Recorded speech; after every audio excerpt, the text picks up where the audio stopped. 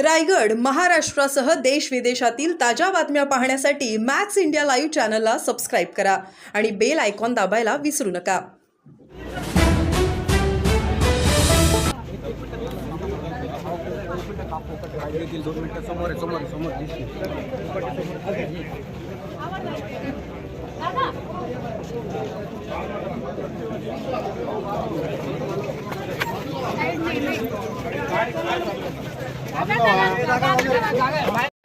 पाठीमागे सरका ना.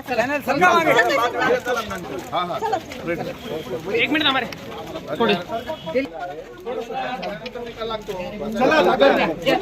त्या संदर्भात अपिलेट प्रोव्हिजन आहे. अपिलेट प्रोव्हिजन मध्ये मी जाणार आहे.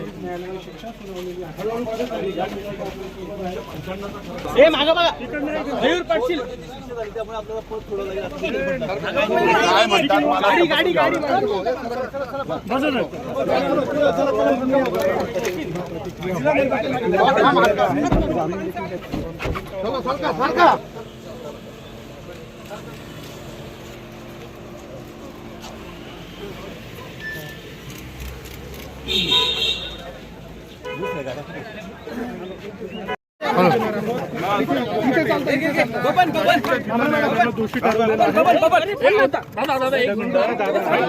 मॅडम आम्ही रोजचे काही काळजी करू नका. काय होणार सर धरा ना दादा एक मिनिट थांबा 2 मिनिटं. बूम खाली करे जीचा बूम बूम खाली करे सर बूम ना सर बूम धरा ना 1 मिनिट थांबा.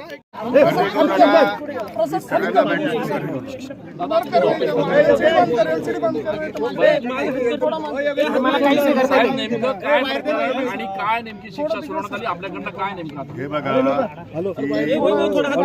ही राजकीय केस होती. गेल्या 30 वर्षापूर्वी ही केस रजिस्टर झालेली आहे. त्यावेळेस दिगुळे साहेब राज्यमंत्री होते. माझं आणि दिगुळे साहेबांचं राजकीय वैर होतं आणि त्या वैरत्वापोटी त्यांनी सरकारला सांगून माझ्यावरती केस केलेली होती.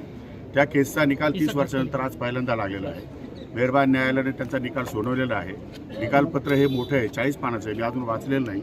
वाचून त्या संदर्भात मी आपल्याला व्यवस्थितपणे मार्गदर्शन करेन आपल्याकडनं आणि त्यासाठी मी अपील या ठिकाणी करण्याचा निर्णय घेतलेला आहे. आपल्याकडनं जामिनासाठी काही या ठिकाणी हा जामीन नियमाने कायद्यानुसार जे काही करता येईल ते सगळं केलेलं आहे. साहेब पण जे सरकारी पक्ष होते त्यांचं असं म्हणणं होतं की आपण उत्पन्न कमी दाखवलं आणि सरकारचे सदनिका ह्या लाटल्या आणि जे 4 फ्लॅट घेतलेले होते त्यापैकी 4 आपण आणि आपल्या भावाने त्या संदर्भात मी अजून जजमेंट वाचलेलं नाही. सरकार वकिलांचं काय म्हणणं आहे ते मला माहिती नाही. मी जजमेंट वाचलेलं नाही आणि ते जजमेंट वाचलं की मी तुम्हाला त्याच्यावरती सविस्तर या ठिकाणी देऊ शकतो. पण आपल्या शिक्षेची जी आता हे सगळं प्रकरण समोर आल्यानंतर आता राजीनाम्याची मागणी देखील लगेच होऊ शकते ना. काय राजीनाम्याची मागणी होऊ शकते. पण त्यासाठी अपिलेट प्रोव्हिजन आहेत. राजकीय दृष्ट्या देशामध्ये अशा प्रकारचे अनेक निकाल झालेले आहेत आणि त्या दृष्टिकोनातून मी अपिलामध्ये जाणार आहे, हायकोर्टामध्ये जाणार आहे. त्यामुळे न्याय मागण्याचा अधिकार जसा न्यायालयाला निकाल सुनावण्याचा अधिकार आहे तसा न्याय मागण्याचा अधिकार मला पण एक नागरिक बनून. त्यामुळे मी वरच्या कोर्टामध्ये न्याय मागणार. पण गेल्या काही वर्षांपासून जर म्हणजे धनंजय मुंडे असतील आता तुम्ही एकूणच कृषी मंत्री पण आज उपलब्ध झालेलं नाही. हे कृषी मंत्री झाल्यानंतर हे प्रकरण मुळात 30 वर्षापूर्वीच आहे. त्यामुळे आज झाले ज्यावेळेस मी राजकारणात जस्ट प्रवेश केला होता. मी त्यावेळेस आमदार सुद्धा होतो की तुम्हाला माहित नाही. त्यामुळे तो काळ आणि आजचा काळचा मध्ये फरक आहे. त्याच्यानंतरच्या काळामध्ये दिगोळ्यांचे माझे संबंध सलोख्याचे पण निर्माण झाले. पण कायदेशीररित्या एखादी केस रजिस्टर झाल्यानंतर जो काही नियम असतो त्या नियमान्वये ती प्रोसेस होत असते.